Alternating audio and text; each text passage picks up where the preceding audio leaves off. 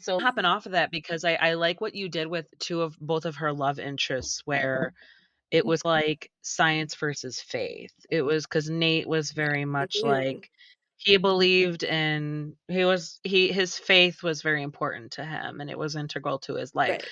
And then, Charlotte was like, okay, like, I don't know how I feel about Yeah. that kinda thing."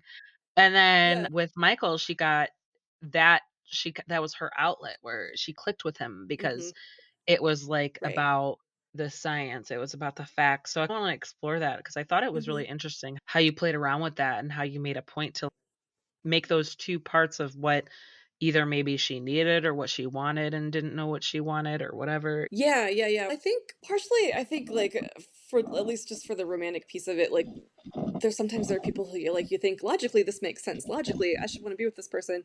And then there's, like, the completely irrational, illogical attraction you feel sometimes doesn't make any sense and isn't good for you and isn't something that you should be pursuing, but nevertheless, like you said, it exists and you're not going to ignore you, and you may or may not ignore it is what you decide to do with it. And of course, she decides to roll with it there. She's not going to make the smart choice. But I also did want to play with these ideas of faith and science and how they combine and how they intermingle or not, and where she stood at that point in time when the story starts, which is she has not only lost her father and lost her sort of stable seeming life of how from childhood this is where she is from, this is what she is like, this is who she is, and faith probably being part of that, and then suddenly it's all gone, and how that shakes her, particularly with a family who also prioritize